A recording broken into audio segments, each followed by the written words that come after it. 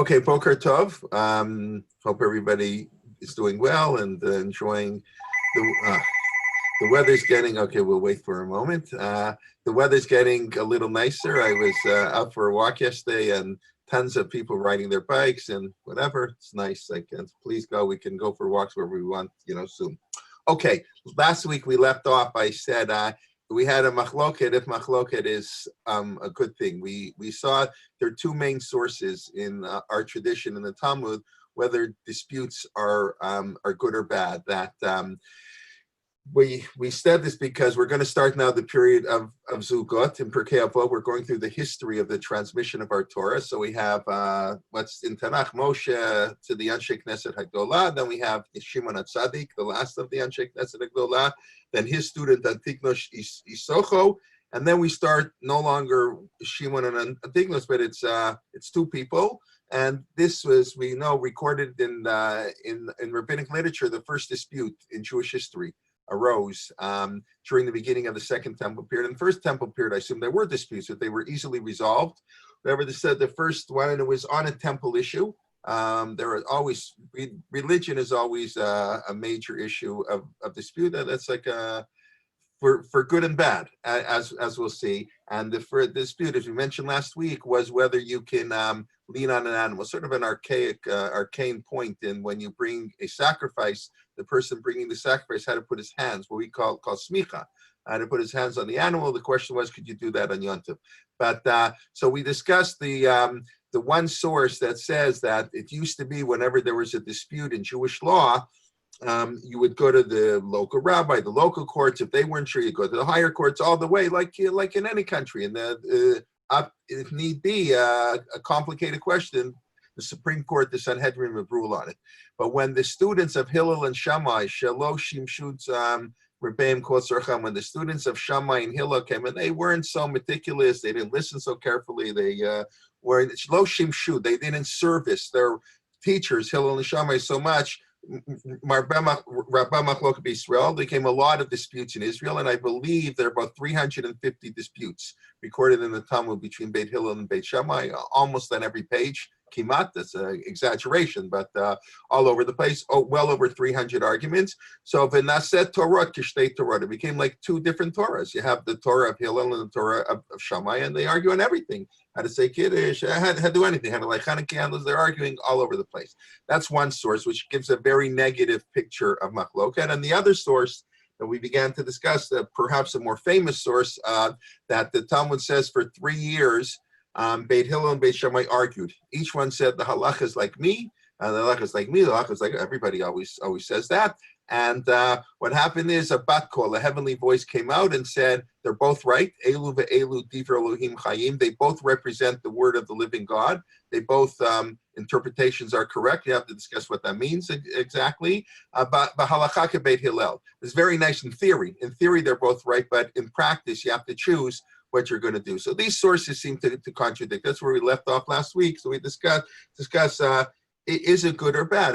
Are they sources in contradictions? I will say, I think like many, as a matter of fact, Rabbi Schaffner last night in his Parshat HaShavua Shir mentioned that when we deal with these sort of meta issues, what's holiness? He was discussing, he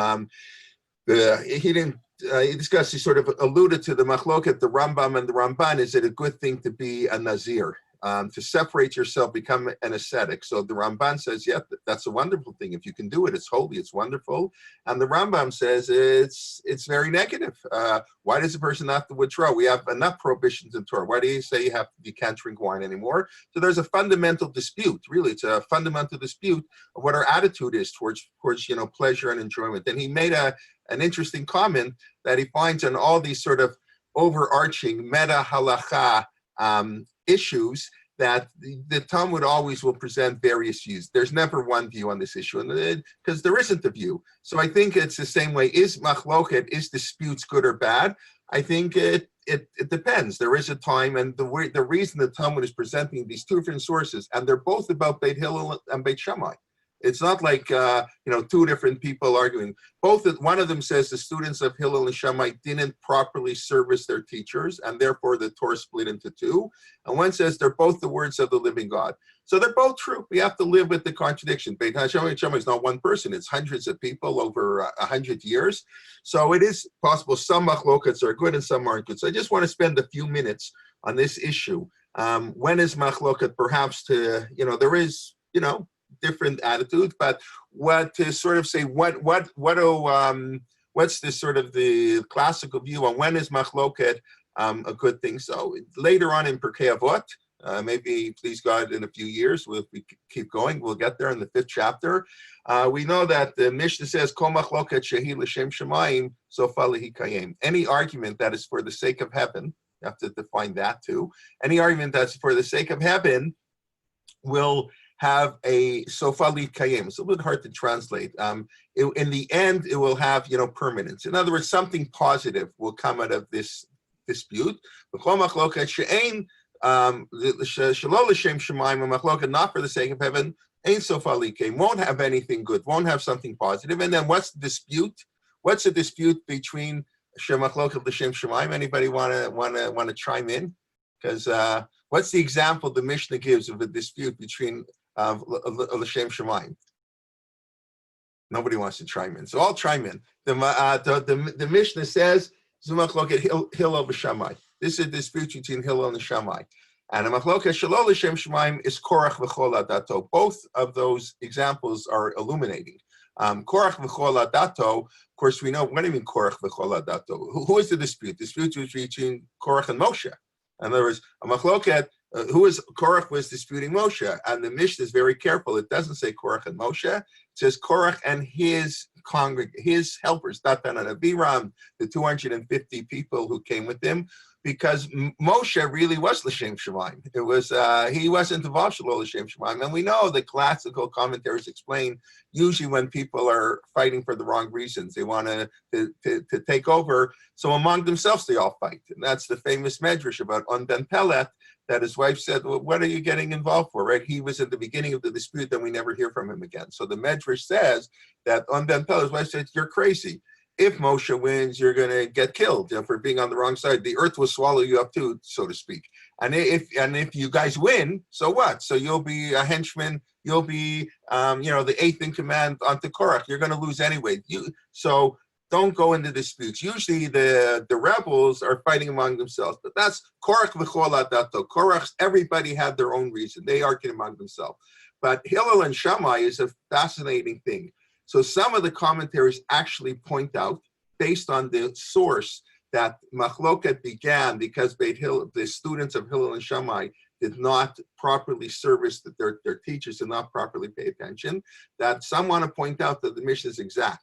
Hillel and Shammai are l'shem shamayim, but Beit Hillel and Beit Shammai is not l'shem shamayim. Hillel and Shammai, we know, only had 3 disputes, 3 or 5.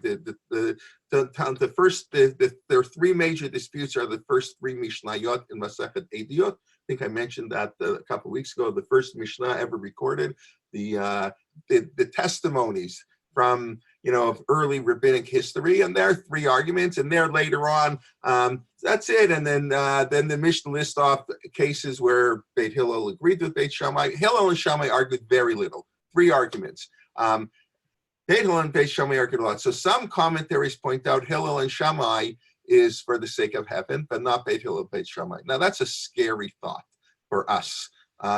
If Beit Hillel and Beit Shammai don't even reach the level of an argument for the sake of heaven, what does it say about all arguments? And I'll just make a comment. When I was in Rav Shachter's shir, he mentioned, and I don't remember in whose name he quoted it, but he mentioned some rabbinic, prominent rabbinic figure who mentioned that there has not been a machloket. I guess it was sort of a remark. There has not been a machloket l'shem shamayim in 500 years.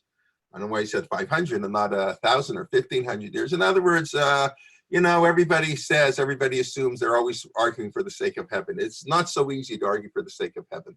And so it's always best to avoid machloket, but will come when it might be good. There's a story of Reb Chaim Volozhin. Reb Chaim Volozhin was the top student of the Vilna Gaon, died in 1821, the founder of the great yeshiva in Volozhin in 1803.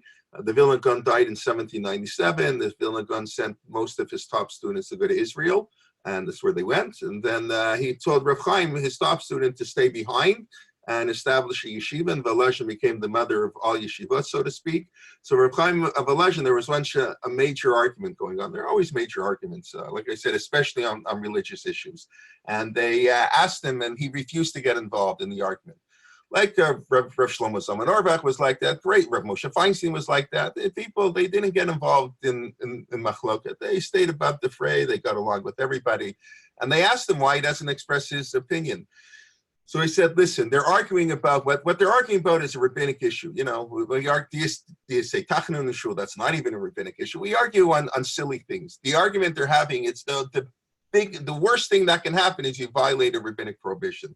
But a machloket shelo l'shem shemaim, that's a biblical prohibition.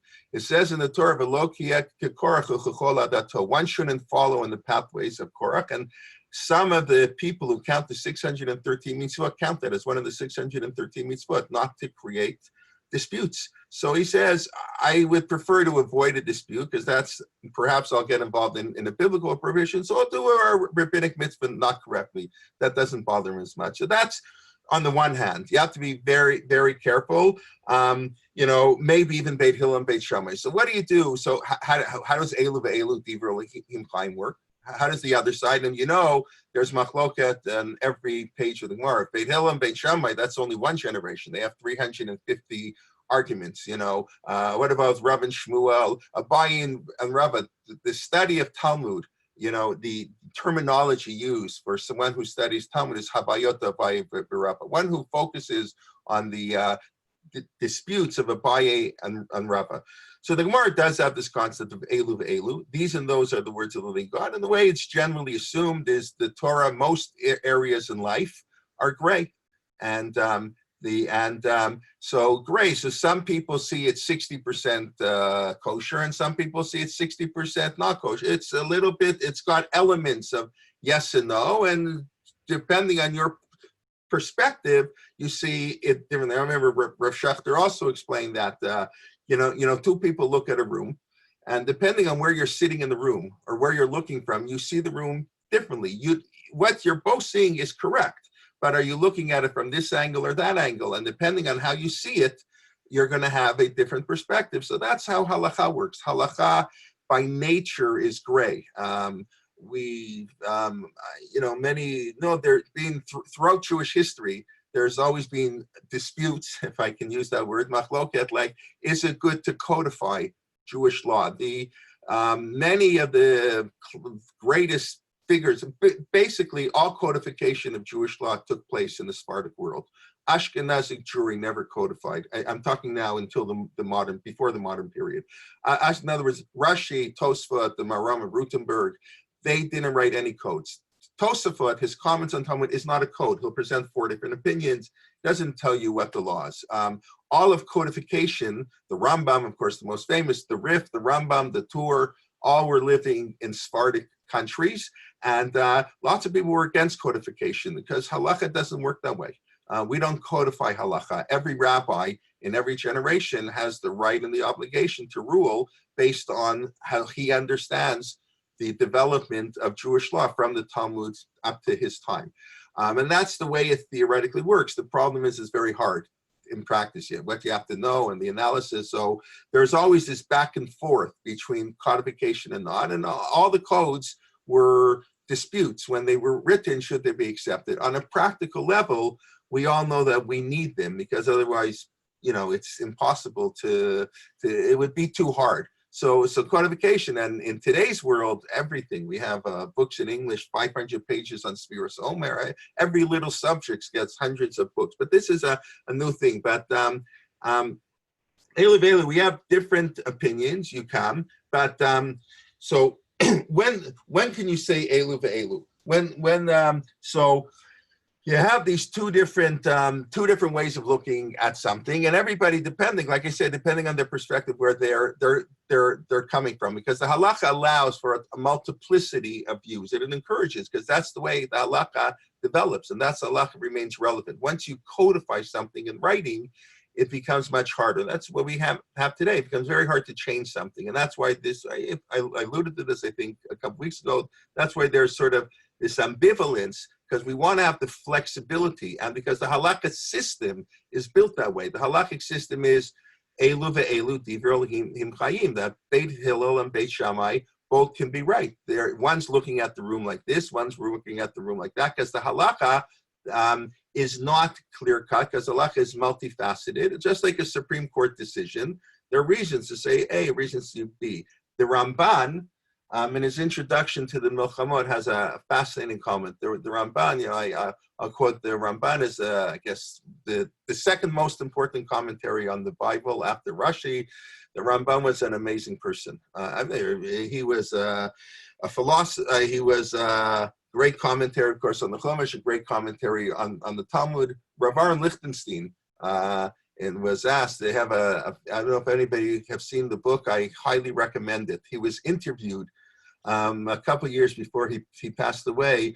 Rav Chaim Sabato, who's one of the Rosh Yeshivas in Ma'aleh Adumim, interviewed Rav Lichtenstein 20 weeks. He went to Rav Lichtenstein's house 20 weeks in a row, and every week he interviewed him on another topic.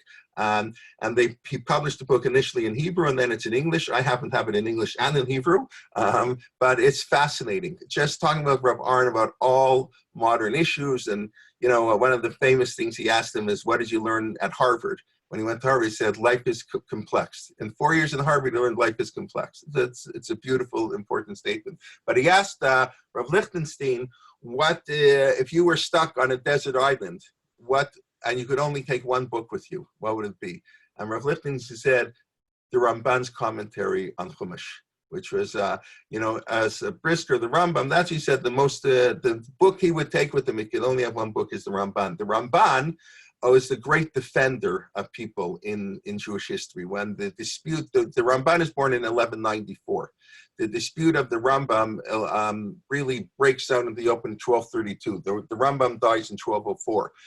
It's the generation afterwards when his works gets translated into Arabic that people read the Rambam and flip out. They say this guy's a heretic, and they burn his books and all kinds of things. And the Ramban didn't like a lot of what the Rambam did. The Rambam feels some of the Rambam's comments did border on heresy, but he also understood the greatness of the Rambam. And the Rambam tried to bring peace, and he defends, that's his role. So he has a second person he makes peace with, and that is the commentary of the Rif. The Rif was the first code really written in Jewish law. He wrote it on the pages of the Talmud, and the Baal HaMaor, Rav Zerachia Halevi, wrote a very sharp attack. He was great, but he wrote critical comments. And the Ramban, in his book called Milchamot Hashem, the Wars of the Lord, that name is such a powerful name, comes to the defense of the Rif. And often he'll say, like the Rambam says, the Rambam will say, I don't agree with the Rambam here. I agree with his critics.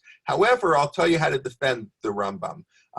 Which is also a beautiful idea. I don't have to agree, but I can see the correctness of your position. Anyway, why am I mentioning this? So the Ramban, in his introduction to the Milchamot, writes that Talmudic logic and Jewish law is not like mathematics.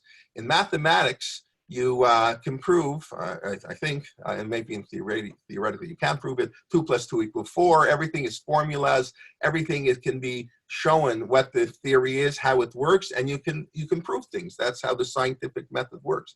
It says halakha is not a science, it's an art. You can never prove things. You can never give a 100% slam dunk answer that my position is right. The halakha has a built-in ambiguity, and that allows for different opinions. That allows the development of halakha. So that's an important, that's the other side when machloket is good. So just to give 3 things, and then I want to move on back to the Mishnah in Pirkei Avot, I would say the 3 areas that turn a machloket into something that is l'shem shamayim. Number 1, if they're arguing about ideas, arguing about how to understand something. Rashi in Ksuvit says that you don't say it, this is obvious, but maybe today it has to be pointed out. You do not say these, like when 2 rabbis are arguing, you don't say they're both right if they're arguing on facts. If they're arguing on ideas, in other words, Rashi said, this one says he said this one said like this. You can't have, the facts are the facts, right? So you're entitled to your own opinion, but you're not entitled to your own facts. So Elu Velu never applies when people are arguing on a scientific thing. Either it's true or it isn't true. We may not know, but if they're arguing on historical, if they're arguing on Girsas of the Gemara, the Vilna Gaon this song is very not in style anymore, or usually hasn't been in style. To get proper text of our great source, actually there is some work being done on that nowadays, because before the invention of the printing press, and even with, and who would copy books? You'd get minimum wage worker. We know what it is to be a minimum wage worker today. So they got someone minimum wage, and they made mistakes, even if they got some paid a lot of money. It's, how can you copy the entire Talmud and not make mistakes? So mistakes have crept in to all our sources. So today you want to go to manuscripts. So generally that was the big dispute. What do? You find new manuscripts. So there is a position, the Chazon Ish, most famously, we reject manuscripts. We don't care, because God's hand was it not to have that, and we live with the mistakes, and the mistakes get incorporated. There are many examples in halakha that we do halachot that mistakes. Probably Magdil and Migdol on Shabbos benching is probably one example. It's based on mistakes and manuscripts and writing down things. And but there are other approaches. We have to change things. We have to update things. Rabbi Yosef felt like that. If you find a manuscript in the Rambam says the opposite of what we think he said, and we know that's the true manuscript. Okay, so you can't say they're both right. Elu ve'elu cannot work on history. It cannot work in fact. It works on ideas. Works in interpretation. That's number one. Okay, the most important thing I would say, and the Tiferet Yisrael I think makes this comment. What's machloket l'shem shamayim? Why do they say Hillel and Shammai?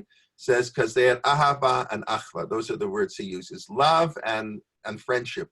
The Gemara has a famous comment that even though Beit Shammai and Beit Hillel would argue about who's a mamzer and who you can marry, etc., they would marry among themselves. They were very close together and very friendly with each other. They loved each other, and so a machlokat l'shem shamayim means an argument where at the end of the day the disputants like each other more than before they argued with each other. That's what a machlokat l'shem shamayim is.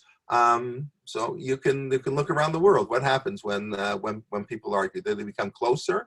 Because if they're both searching for truth, they're going to become much closer with each other than if they are not. So that will tell you the results if machloket is l'shem shamayim, and then they have to be totally focused. Like they can't have, or they didn't pay attention. So there is room for argument, but I would say that it's hard. It's hard to really, so many of our arguments they get personal. It's very hard to not get personal. Arguments are beautiful, and to try to maintain the distinction between an idea argument and a real argument is something we should do. Okay, maybe that's a little bit too much on machloket. Let's go into the Mishnah itself. So we'll start like this. We're Perek Aleph Mishnah Dalet, Yossi ben Yoezer, Isreida v'Yossi ben Yochanan, Ish Yerushalayim kiblu mehem. They received from them. Yossi ben Yoezer, Omer yi beitcha beit vad lechachamim. Your home should be a beit vad lechachamim. A beit vad means a meeting place. A moed, the Oel Moed was where God met Moshe. A moed, our holidays are called moed. A moed is where basically God and the Jewish people meet in history. We come to meet a Beit Vad, an Oel Moed, so that's the meeting place. So your home should be open to sages. You should welcome in scholars, and the commentaries point out, because we all know this instinctively, I think, you learn more from the casual interaction with great people than attending a lecture they give. Attending a lecture is very nice, going to shir, but as the Talmud says, gadol shimusha yoter milimudat, the service.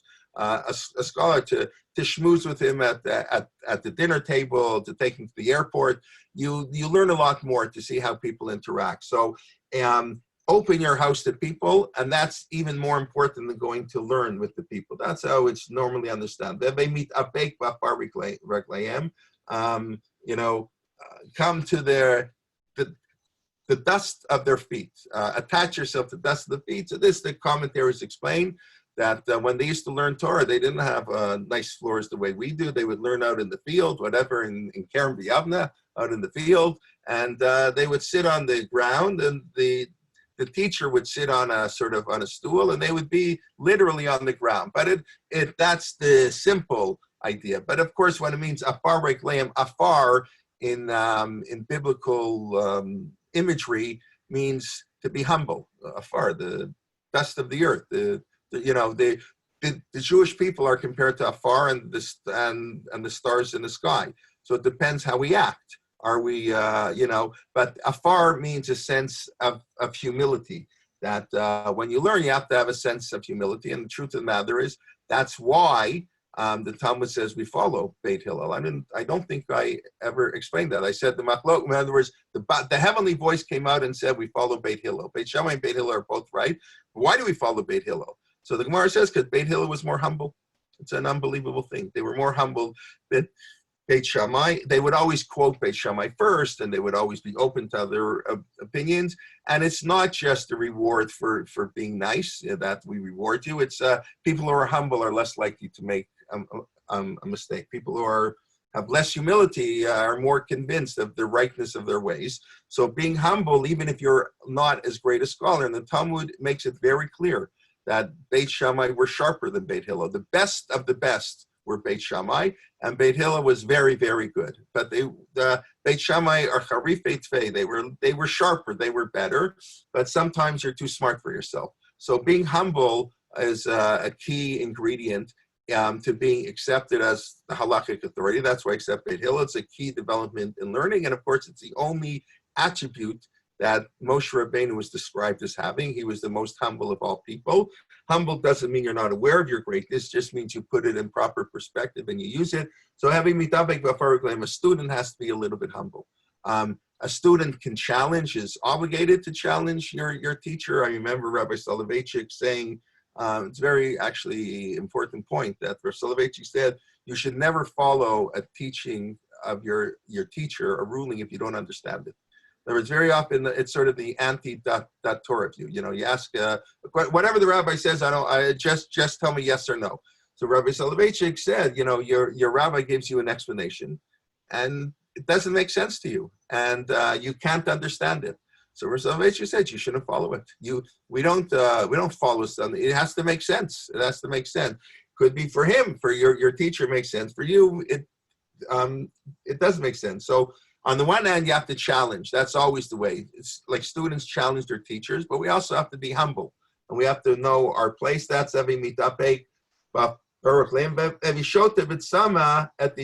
and you should drink. You're very thirsty. The words of your sages. You should drink like you're very thirsty. You should love to the words of what wise people say. We're talking about the chachamim, which, and by the way, in general, the term chacham is a reference to all knowledge, not only Torah knowledge. The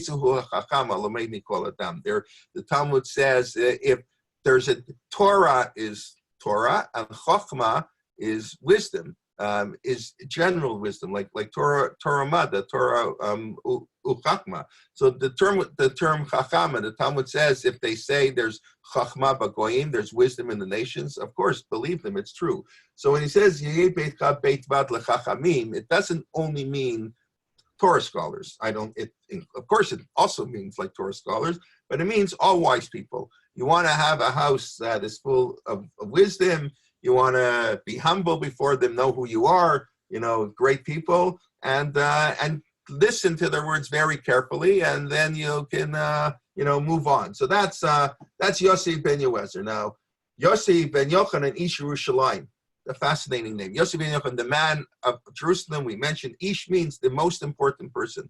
So to be the most important, the great leader of Jerusalem, Yossi ben Yochanan. So he has a slightly different approach. Your home should be open wide.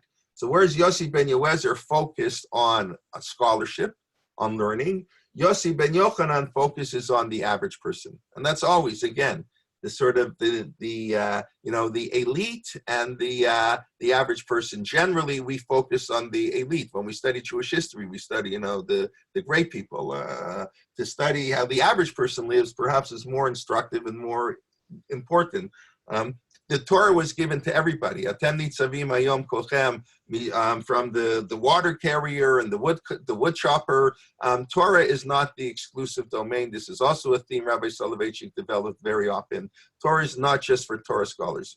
We get that approach very often. We get that feeling. But Torah is for the simple person. And so Yossi ben Yochanan says, open up your house not just to Torah scholars, open up your house to everybody. Now, of course, he's Ish Yerushalayim. He's living in Jerusalem. And if you're living in Jerusalem, there are always people who are traveling through Jerusalem, because people were coming there 3 times a year in theory to come for Ola Regel. People were coming for Korbanot. It's the capital of the country. So you had, there were always people there. So it was very important that people be hospitable more in Jerusalem. There, I think there's that added aspect. And he says, you should welcome in the poor. People are very happy to welcome in fancy people and scholars and wealthy people. But to welcome the poor people, that we're much less prone to do. So that's what he's emphasizing. The poor should also be part of your home. Some of the commentaries fascinatingly explain that it means you should make an extra effort when you hire people, to hire people who need the money much more. In other words, people who are poor, you should, the anim should be, if you're very wealthy and you can hire help, not your friend, not the, for the summer job, not your friend's son, whatever. I mean, hire the person who can't pay to go to university, who needs the job a lot more. That's an interesting idea. The people who you bring into your house, so to speak, either literally or figuratively, should be focused on the poor. And then I'll say the third thing, it's always a difficult idea. How do we explain this in the modern time? But that's fine. We'll try to do it unapologetically. Do not tarbet. Do not have a lot of discussion with the wife, with the woman, ha'isha.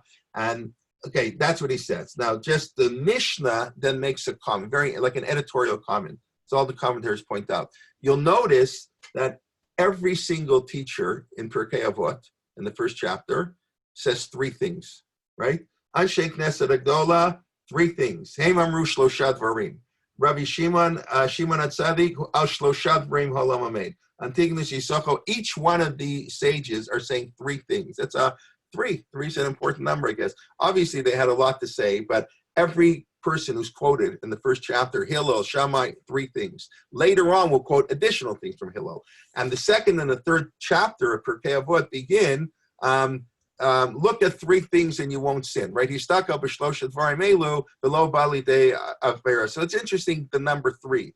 So Yossi ben Yochanan also says 3 things. Your home should be open wide and to the poor. That's interesting. That's sort of 2 separate things. Your home should be open to everybody, not just scholars, and then your home should be especially open to the poor. And perhaps it's connected. If you're inviting all these strangers into your house, maybe it's not altar besichaim haisha. Do not talk too much to women. That doesn't mean you can't talk at all, but altar beh. Because it could lead to immorality. That was clearly, there's undoubtedly that, I mean, it's true all the time, but in the society of the time of the Mishnah, where women had a much more secondary role than they do today, so that was a fear of the rabbis had, altar besichai mesha. It was interesting. I was looking up. I was just curious. Rabbi Gitz Greenberg, I'm sure many of you know of. He wrote a book last year on Pirkei Avot. So I was looking through it just now. So I said what he wrote. So he just sort of sidesteps the whole issue, and he said in the time of the Mishnah, the great fear of the rabbis was immorality, was sexual immorality, and today we live in a society where women have leadership roles in so many areas, and therefore it's a totally different society. So obviously we can't apply this Mishnah literally. And then our challenge is really, how do we incorporate women within society with keeping our moral, strictures?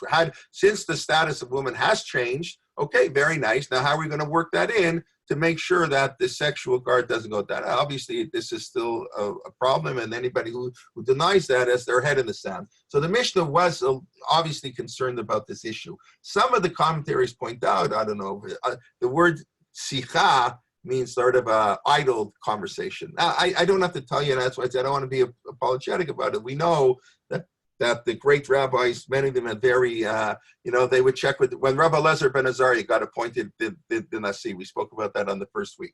So when they deposed Rabbi Gamliel, so the first thing he said is he had to ask his wife if she should take the job. And we know that's a very common thing, but still, And some of the commentaries to link it to the previous things he said is when you're inviting guests, don't ask your wife too much. The guys they bring home, they meet somebody in shul and you bring home and your wife's not shul, So on the one hand, it's not so nice. You can't just bring extra guests to the house. On the other hand, that's what some say. I don't know if it's really what it means, but that when you're bringing the poor to the house, sometimes you have to make a decision. This is the right thing to do. The assumption of the Mishnah of these commentaries was it was the woman around the household.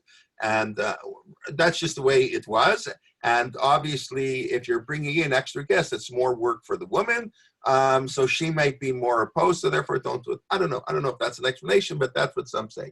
But then what's fascinating is the Mishnah, Rabbi Huda Hanassi then puts in an editorial comment. You don't have that anywhere else, where somebody says, and then they comment on that. So the Mishnah says, the Ishto Amru, then Ha-Isha, the woman, right? That's comes from Adam. When God asked Adam, why'd you eat from the apple? He says, Ha-Isha Asher Natatali, the woman you gave me. And Rashi comments, that was a lack of gratitude. The woman you gave me. God gave man, a woman, a wife, to an Ezer Kenegdo, to be a partner. And Adam turns around and said, it's your fault, God. If you wanted to give me this partner, I wouldn't have sinned. But he says, Ha-Isha, that woman who you gave to me, it's all her fault. That's what Adam said. So Alter Besicham Aisha. So the Mishnah's commenting, it doesn't mean don't talk to women a lot. It's talking about don't talk to your wife a lot. Alter Besicham Aisha. That's even way stranger, right? How much more so shouldn't you be marbesicha? Shouldn't have a lot of conversation. The sages say from here, whenever a person talks too much to that wife, the woman, gorem ra'al atzmo, he'll cause bad for himself. Tell me divrei Torah. So this is a fascinating comment that gives a new window into the Mishnah.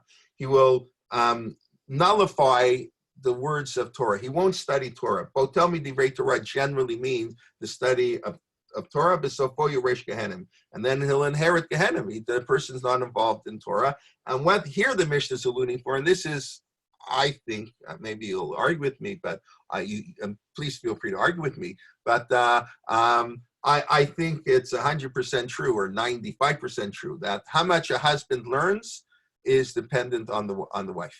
If the wife is willing for the husband to go to a shiur 2-3 nights a week, or to get up early in the morning, daf yomi, very often it's the wife who encourages the husband. I know that's that's the reality.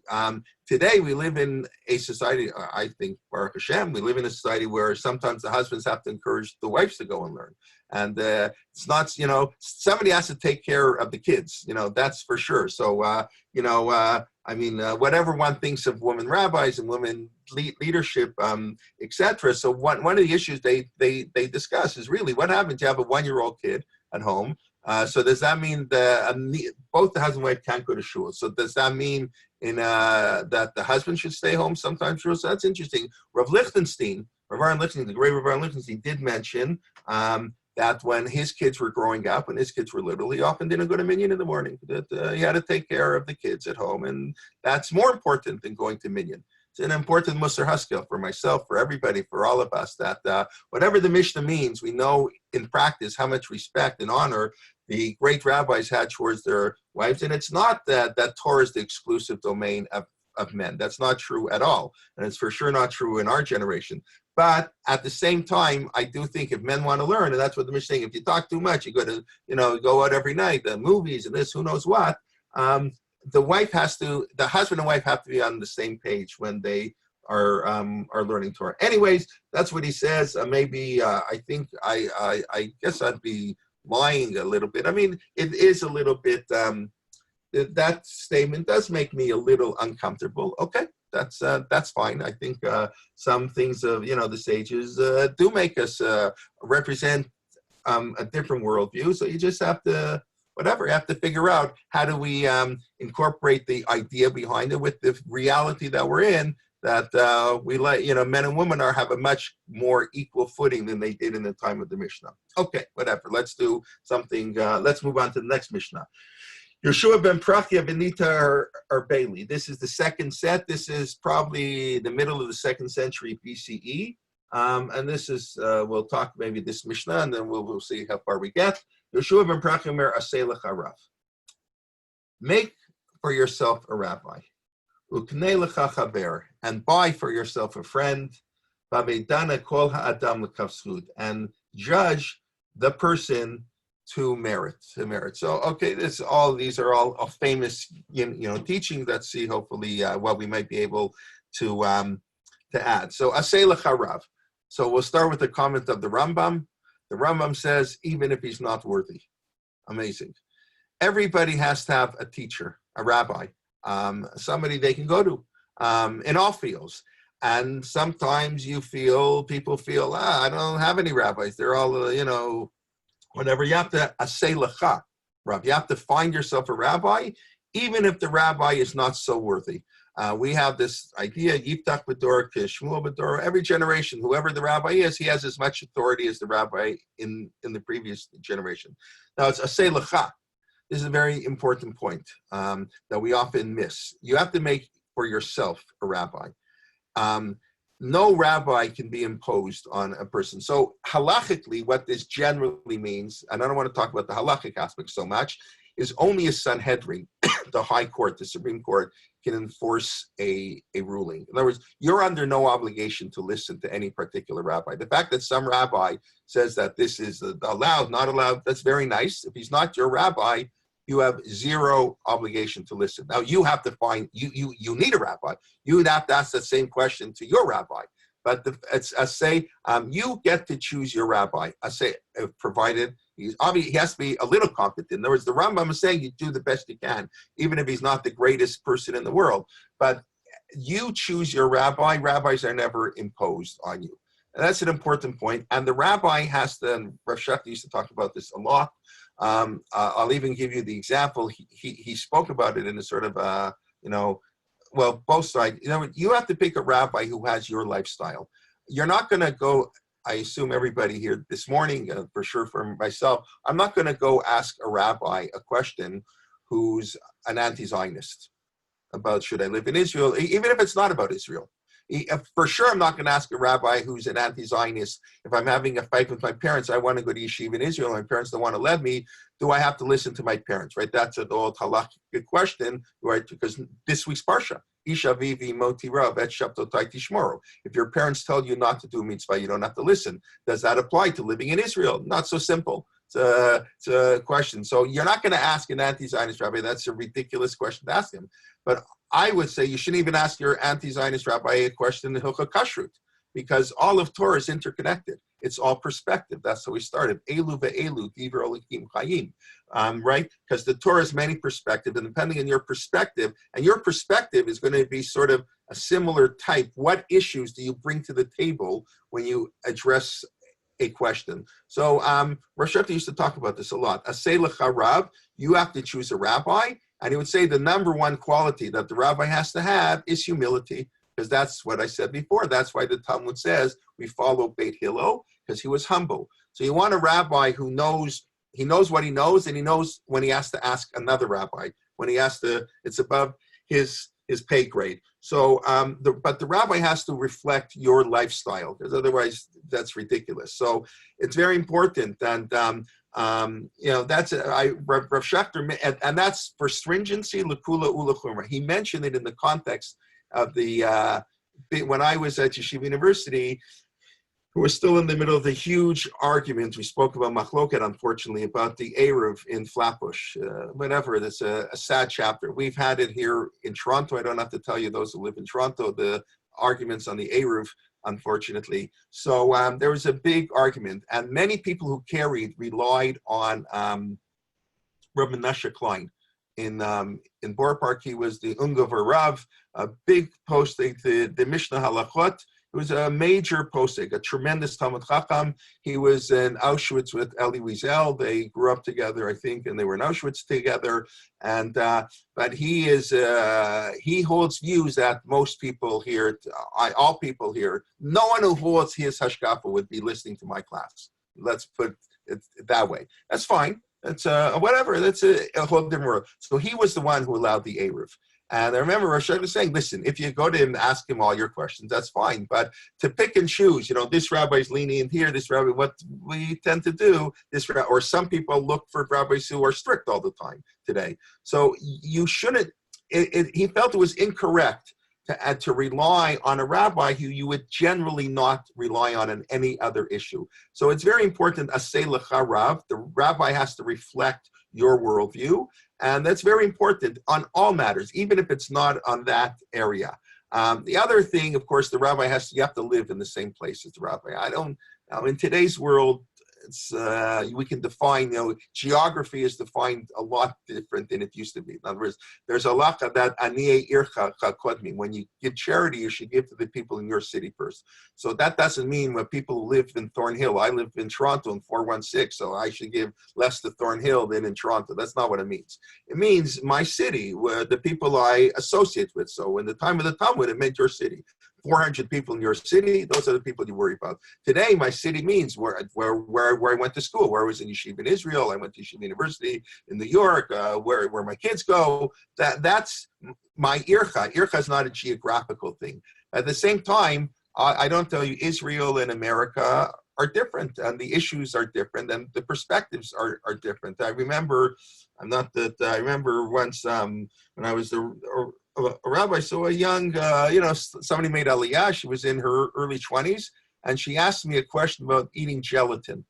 Here the OU, the COR doesn't allow gelatin. Rabbi Moser Grudzinski, Paskin gelatin was allowed, and I don't know now, but the Israeli Rabbanut used to rely on that, and they would give a hechsher to gelatin. So she asked me, should she eat? Here she never ate it. I told her, listen, you live in Israel now. Get yourself an Israeli rabbi. I can tell you what I think. I can tell you, discuss the issue, where it came from. But it's important to have a rabbi who knows you, who knows your personal situation, and who lives in the same general thing. And I think questions like that, kashrut, I don't understand all the implications. When the Zoom debates came up for having your Pesach Seder on Zoom, so you notice all the people who allowed it were all based in Israel. All the North American rabbis didn't allow it. And I know I'm on a couple of rabbinic groups, and there was lots of discussion. And the general tone was not so much the halakhic issues. They could perhaps yes, perhaps no, get around the halakha issue. You turn it on before Yontif, whatever. We have security in all the buildings anyways. What's the big deal? It's on. The issue was the implications. What's going to happen next year? What it's going to do to Shabbos in general? And there was a feeling, people in Israel didn't have that fear. What would it do to Minyan? If you could say Kaddish online, maybe people will stop going to Minyan. And that was a real fear of rabbis in North America, but that was not a fear so much for rabbis in Israel. There was a feeling that Minyan is more embedded in the culture of the modern Orthodox world, and people would go regardless. So these are issues that, just where you live will frame what you think about a particular issue. So that's aseh lecha rav. You must have a rabbi. It doesn't necessarily have to be, although I think it should be connected to the shul you daven at, but that doesn't have to be. Sometimes you have a teacher you feel very close with, but obviously you have to when you're in the shul, you have to follow whatever the rabbi says. That's for sure, even if it's not what your rabbi says. Right? You can never. I don't know if I mentioned it here. Right? If you're not allowed to be more observant than your rabbi. Not to display more observant. That's yuhara. That's arrogance, right? The number one thing, being humble. That's what we're talking about today. In machloket, everything, to be humble, right? To sit at the feet of your teachers. So to say, oh, my rabbi, I'm going to stand for Kriyat Torah because there's a stringency. The Rambam of Rutenberg introduced the stringency that people should stand for Kriyat Torah. You see many people learning yeshivas, they stand, but it's not a requirement. I sit, and if the rabbi sits and you have a custom stand, either you sit or don't daven in the shul. Go to another shul. That's aseh lecha rav. You have to respect the rabbi of the shul and to look. I stand and he sits. He's not so religious. The rabbi. I'm more religious. He can't daven in such a shul. Okay, aseh lecha rav. Enough about having a rabbi. I mention it because we live in a generation today where people feel they don't need a rabbi. Everything's on the internet. you send in a question. That's not how halakha works. That was the beginning half of the shir. Elu velu, it's all perspective. That the rabbi doesn't know you, he doesn't know where you're coming from. Halakha is an art, like the Rambam says. It's not a science. It's not, this is the law. This law, it has to interact with your personal life. So therefore, putting up asking, I don't understand the whole thing. You ask a question online and they give you a one-line answer. It's not for me. That's not the way I understand how halakha works. You have to ask a real person. You have to give him, and he has to know who you are, who the person asking. Obviously, some issues are generic, obviously, but when you have a more nuanced, a personal question, so you have to ask the question personally. You can't send it on a chat somewhere. So that's it's important. We need rabbis. The same way we need doctors. It's true. You can look up stuff online, and you may be more up on the issue than your rabbi, but that's fine. Share that knowledge with the rabbi, and then discuss the issue. So I think in our generation, especially many shuls don't have rabbis. It's another problem. It's, Aselach Harav is an important teaching. By the way, what the commentaries point out is Aselach Harav, you should have one rabbi. Like I said, you shouldn't pick and choose. When you have a question, I'm going to choose this rabbi because I like what he says there. Now, obviously, today, no one rabbi can know everything. So you have a specialist. There are specialists in business law, specialists in kashrut, specialists in technology, and halakha. Every field has, those who specialize. So you can't have just one rabbi. You can have your sort of a GP, as we call it, your general rabbi, and he consults with the experts. That's fine. But this is regarding how to practice. The commentaries point out that when it comes to learning, right, to analysis, to learning Talmud, whatever, you should always have more than one rabbi. You should have many rabbis, many teachers, not just rabbis, because you want to get different ideas. It's never good to have a narrow perspective where you only learn from one person. When it comes to practical law, you shouldn't go picking and choosing. But when it comes to learning, the wider the net we cast and the more we read, the more things we see, the greater informed, the much better it's going to be. So asay lecha rab, that one rabbi, that's for psak halacha. When it comes to learning, have many rabbis. Now, k'nei lecha chaver, buy a friend, it's expensive. To have friendship costs money. You have to invite them to the weddings. Now you don't have to invite them so much, but save a lot of money, whatever. Please God, we should have that right. So one of the benefits I hope that will come out of this is that weddings will become a lot smaller and people won't have to mortgage their house to pay for weddings anymore. That would be something nice, but okay, that's a whole other story. But k'nei lecha chaver means it is true. You have to spend money. Friendship costs money. In other words, it's even if you have to spend money, that's okay. That's okay to have friends. It's sort of o chavruta o mituta. Without friends, we can't live. That's the whole thing. Why social distancing is so hard for people. We're social beings, and the Gemara says o chavruta o mituta, or friendship or death.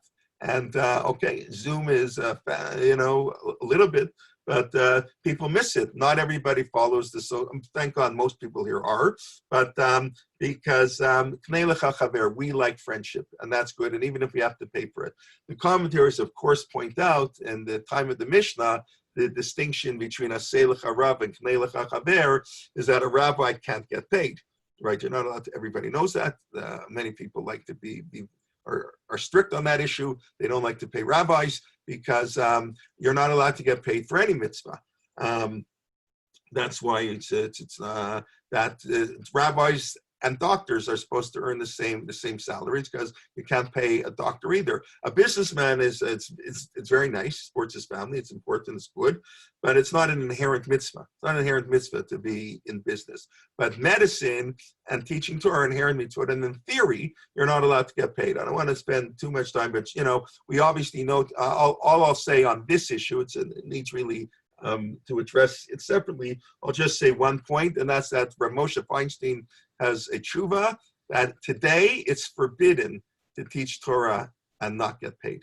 I don't know that applies to some guy giving a one-time class and someone has a job, but I mean, teachers, it's forbidden for somebody to say, I'm religious. We live in a totally different society. For whatever reason, the Gemara discusses how we pay rabbis.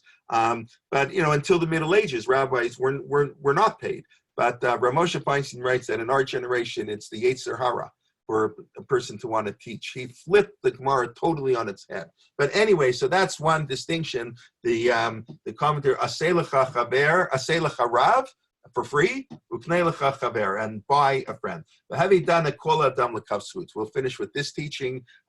Judge everybody meritoriously. So this is also not so simple.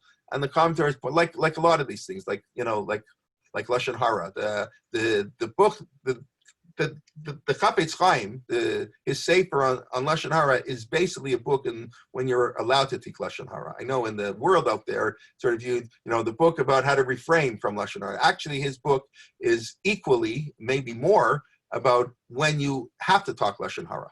When you're going into business with somebody, and I know the guy you're going into business with is not so great, I have to call you up. I'm obligated to talk Lashon Hara. I'm in a court of law. I'm obligated to talk Lashon Hara. Very often you're obligated. As a matter of fact, I saw last week somebody quoted from one of the major sources that it's a greater sin not to talk Lashon Hara than it is to talk Lashon Hara. I know that's not the way it's normally presented, but at a time when you're supposed to speak, you can really harm people by not getting involved. So having done the Konskut does not mean, everybody's wonderful, I'm going to judge you favorably. The Bartanura, first of all, points out that's only if you're not sure. You can interpret a person's action in more than one way, so give them the benefit of the doubt. But if we don't give everybody the benefit of the doubt. It's not this blanket thing. Whatever you did, you were right. Otherwise, a person can never grow.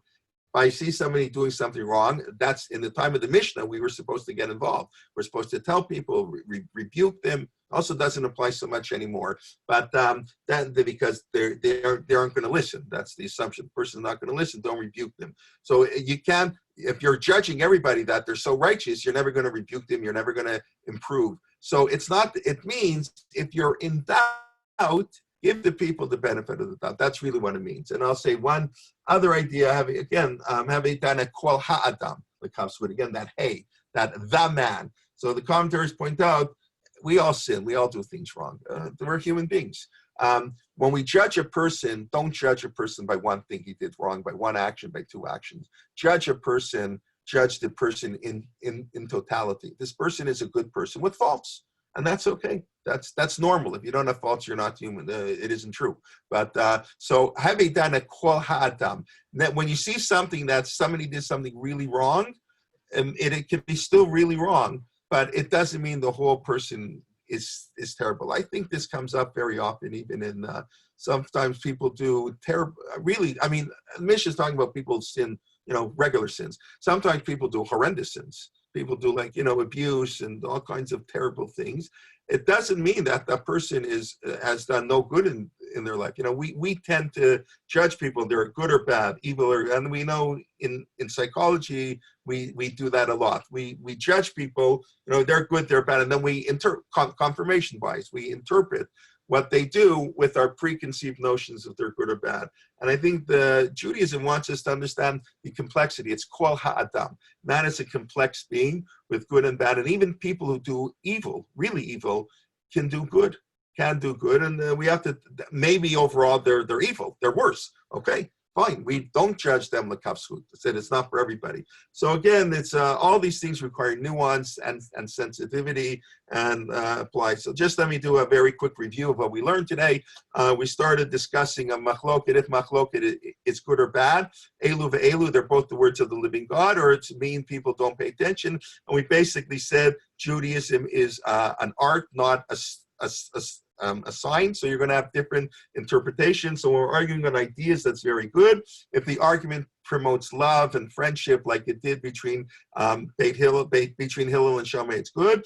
But if it doesn't, then it's not the Shem Shemai. I didn't mention Beit Hillel and Beit Shammai. The Gemara is a horrible story that students of Beit Shammai actually murdered. I hate to say it, but it's in the Yerushalmi that they actually murdered some of the students of Beit Hillel, and that's. If you accept it, it's a little bit debate about that. That's obviously why you wouldn't include Beit Shammai and Beit Hillel, at least that generation, in the machloket, the Shem Shemaim, because often religious disputes, as I alluded to, become the most intense and the most worse, and it's very dangerous. And that's why the rabbis want to emphasize the negative sides of machloket and cause division. But there is place, not on factual stuff, not on history, but on ideas. And if it promotes warmship, a machloket is very good. Then we discuss opening your house both to scholars and to wisdom in general, because that's more important than informal education is more important than camps that are being like canceled now. So often the kids learn much more. There's a much more stronger Jewish thing, the informality, than the formal, the schooling we get. So we welcome people into our house. And then not only scholars, we will welcome everybody into our house, especially poor people into us, a discussion about changing nature of women, how much, the interaction and where do we cross the line between sort of, how much socialization is good and wonderful and needed and how much isn't.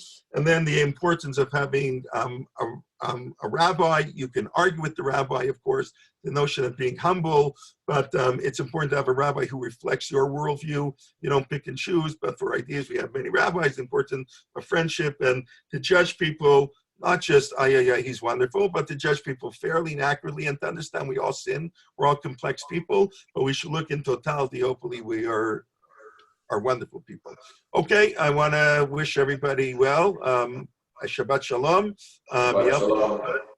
Thank you for coming. Like I say, without students, a selech a rab, but a rab needs talmidim. So I greatly appreciate all who come, especially on Friday morning. Sunday morning, Rabbi Adam Mintz will be starting his series 11 a.m. We have classes all next week, of course. So I want to wish everybody well. Hopefully to see you online, and Shabbat Shalom, everybody. Thank you.